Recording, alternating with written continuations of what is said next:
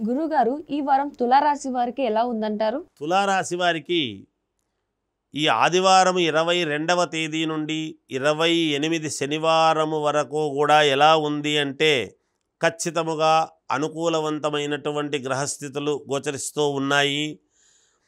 ఆత్మీయుల నుంచి మంచి సమాచారం అనేటువంటిది మీకు వస్తుంది. దాంతో కొంత ఊరట కలుగుతుంది. అబ్బా, నాకు ఈ వార్త రావటం చాలా యోగదాయకమైంది, నా కుటుంబానికి మేలు చేసినట్టు అయింది అనేటువంటి భావనలో ఉంటారు.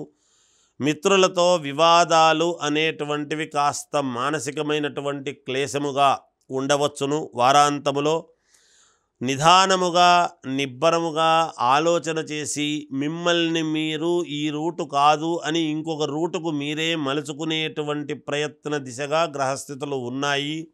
అప్పుడు మీకు రావాల్సినటువంటి ధనము ఖచ్చితముగా మీ చేతికి రావటము కానీ, భూముల వలన కలిసి వచ్చేటువంటి అవకాశాలు ఇవన్నీ కూడా ఉన్నాయి గాక కోర్టు పరమైనటువంటి చిక్కులు ఏమైనా ఉంటే కూడా తొలగిపోవటానికి ఈ వారము దోహదపడుతుంది అని తెలియజేస్తూ ఉన్నాను. ఈ రాశి వారు ఏ పరిహారం చేస్తే మంచిది గురుగారు? మీరు ఆరాధించాల్సినటువంటి దైవము ఎవరు అనంటే శ్రీ మహావిష్ణువును ఆరాధించండి.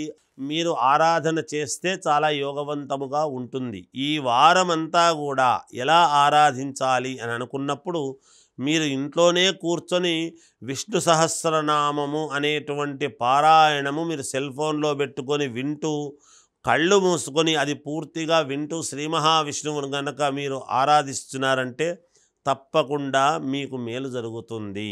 జయోస్తు.